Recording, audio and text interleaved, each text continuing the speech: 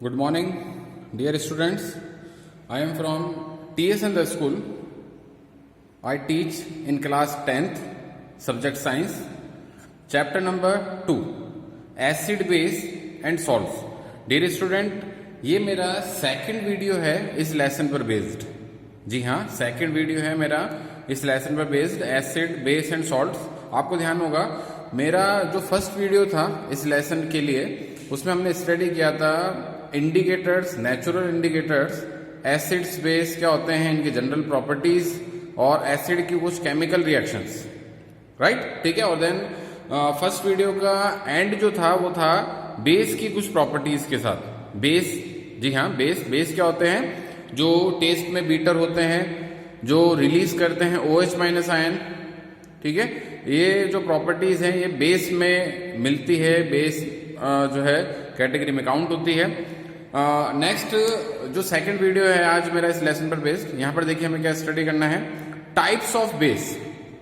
Types of base, base की हमने दो टाइप दिए हैं बेस को, वाटर सॉल्यूबल बेस और वाटर इनसॉल्यूबल बेस. आप देख सकते हैं बोर्ड पर types of base, water soluble base और वाटर इनसॉल्यूबल बेस. तो देखिए वाटर सॉल्यूबल और water insoluble definition I think बहुत इजी है. ऐसे बेस जो वाटर में सॉल्यूबल हो जाए वाटर सॉल्यूबल, जो नहीं हो वो इनसॉल्यूबल. वाटर सॉल्यूबल जो बेस हैं, वाटर सॉल्यूबल जो बेस हैं, इनके फर्दर कुछ एग्जांपल्स मैंने यहां पर दिए हैं. Hydroxide of alkali and alkaline earth metals.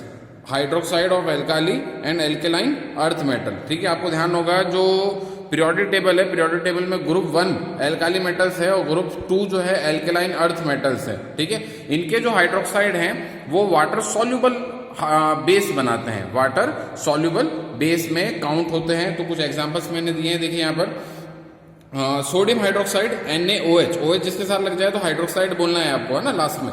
Sodium hydroxide KOH, potassium hydroxide LiOH, lithium hydroxide, और ऐसे ही MgOH का होल ट्वाइस, MgOH का होल ट्वाइस, बाहर ब्रैकेट के बाहर 2 लग रखा है. Magnesium dihydroxide, magnesium डाइहाइड्रोक्साइड.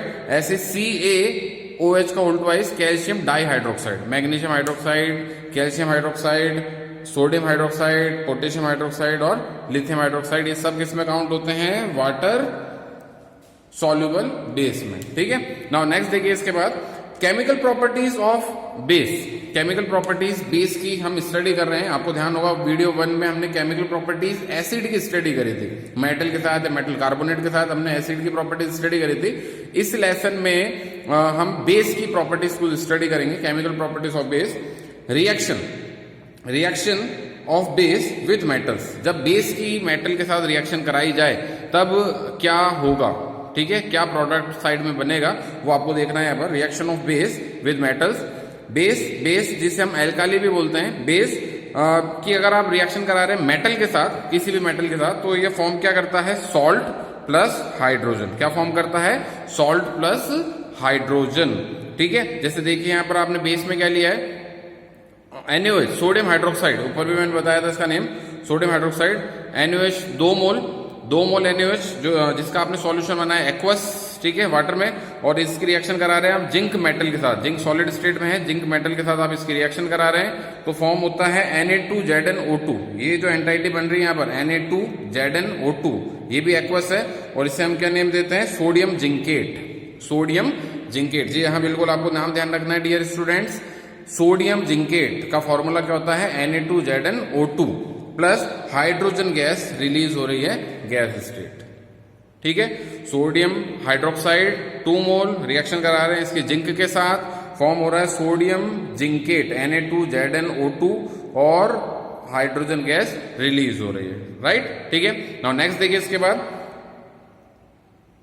2 मोल सोडियम हाइड्रोक्साइड रिएक्शन करा रहे हैं इसके 3 मोल एल्यूमिनियम के साथ, Al किसका सिंबल है, एल्यूमिनियम का, सॉलिड स्टेट में एल्यूमिनियम, और यहां पर फॉर्म होता है 2 NaAlO2. NaAlO2 फॉर्मूला किसका है, सोडियम एल्यूमिनेट का. सोडियम एल्यूमिनेट का, जैसे ये फॉर्मूला किसका था, सोडियम जिंकेट का, क्योंकि यहाँ पर जिंक था। ऐसे ये फॉर्मूला किसका है, सोडियम एल्यूमिनेट का, नाम नोट कर लीजिए आप, सोडियम एल्यूमिनेट, एक्वस है ये, और यहाँ पर रिलीज हो रहा है क्या, हाइड्रोजन गैस रिलीज हो रही है, राइट। ठीक है, तो ये आपको रिएक्शंस ध्यान रखनी है। Reaction of base with metals में हमने 2 एग्जांपल्स दिए हैं, 2 एग्जांपल की हमने स्टडी करी है। ठीक है, ये आपको एग्जांपल्स ध्यान रखने हैं। ठीक है, डियर स्टूडेंट मैं स्लाइड चेंज कर रहा हूं, सेकंड स्लाइड देखिए आप।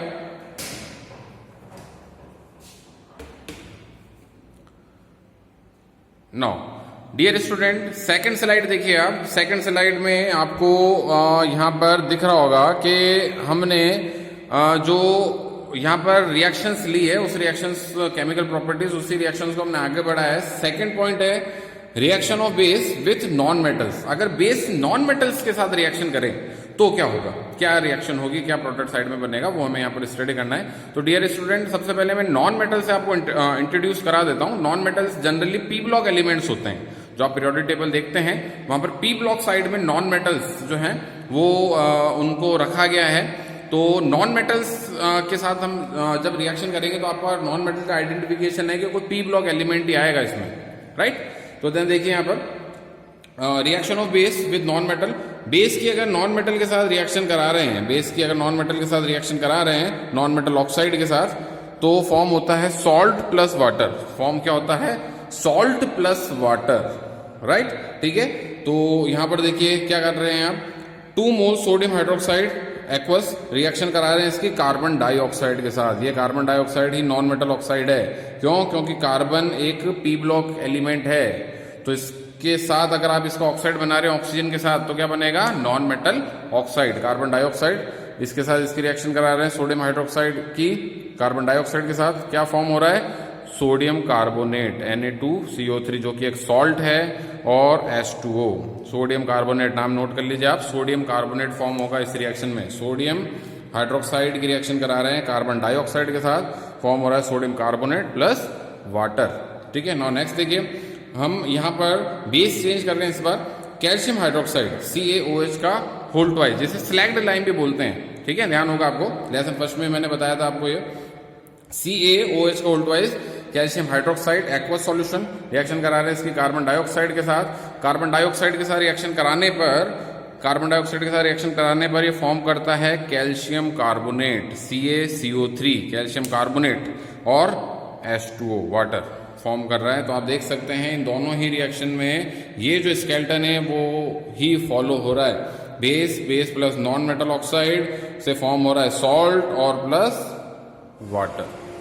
ठीक है, नाउ नेक्स्ट रिएक्शन देखिए इसके बाद, न्यूट्रलाइजेशन रिएक्शंस। ठीक है, आई थिंक न्यूट्रलाइज से आप इंट्रोड्यूस होंगे, न्यूट्रलाइजेशन रिएक्शन से आप इंट्रोड्यूस होंगे जब किसी एसिड में बेस मिलाया जाता है उतनी ही क्वांटिटी का, जब किसी एसिड में उतनी ही स्ट्रेंथ, उतनी क्वांटिटी का एसिड में बेस मिला दिया जाए, तो प्रोडक्ट साइड में हमें मिलता है सॉल्ट प्लस वाटर। क्या मिलता है, सॉल्ट प्लस वाटर, और these reactions are called neutralisation reactions. और ऐसी रिएक्शंस क्या कहलाती है, न्यूट्रलाइजेशन रिएक्शंस। ठीक है, तो न्यूट्रलाइजेशन रिएक्शन में एक होगा एसिड रिएक्टेंट में और एक रिएक्टेंट में क्या होगा, बेस होगा। ठीक है, नाउ नेक्स्ट देखिए न्यूट्रलाइजेशन रिएक्शंस।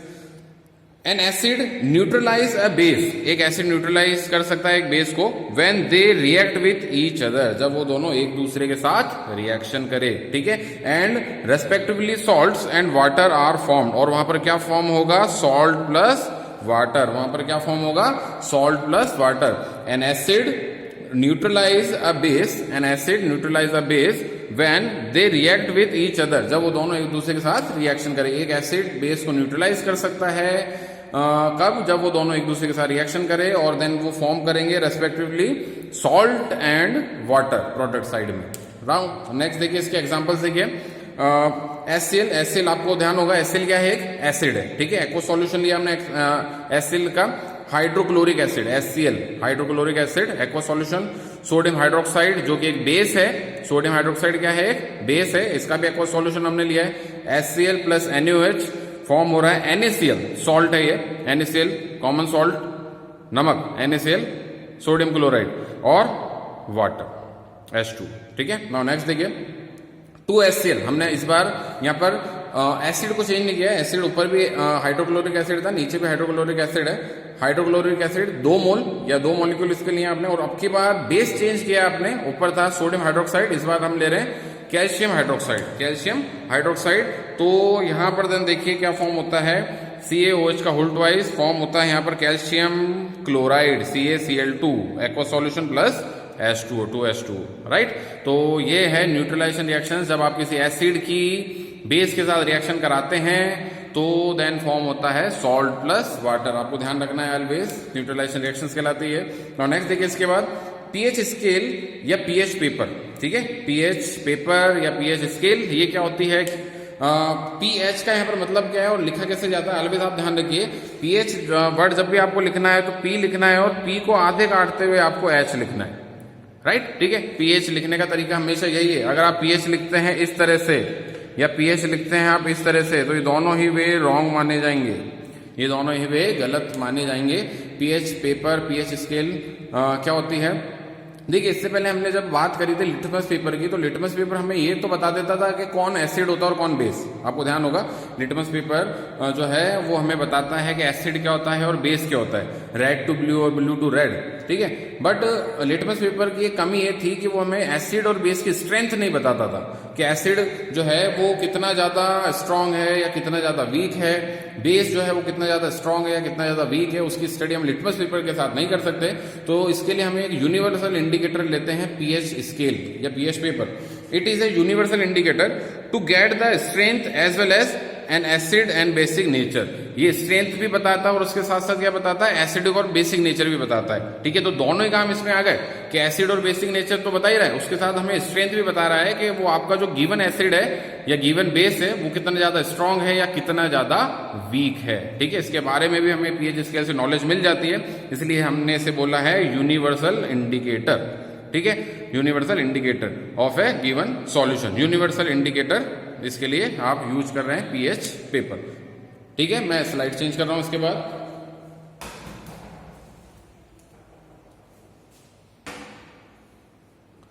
नाउ नेक्स्ट देखिए, ये स्लाइड इस वीडियो की ये स्लाइड 3 है। इसमें देखिए आप, मैंने यहां पर पीएच स्केल जो है उसका स्केलेटन बनाया है। पीएच स्केल देखिए क्या होती है, पीएच स्केल एक तरह का पेपर है, पेपर स्ट्रिप है जो कि 14 पार्ट में डिवाइड रहती है। 1 2 3 4 5 6 7 8 9 10 11 12 13 14 पार्ट में ये जो है पीएच पेपर या जो पीएच स्केल वो डिवाइड रहती है।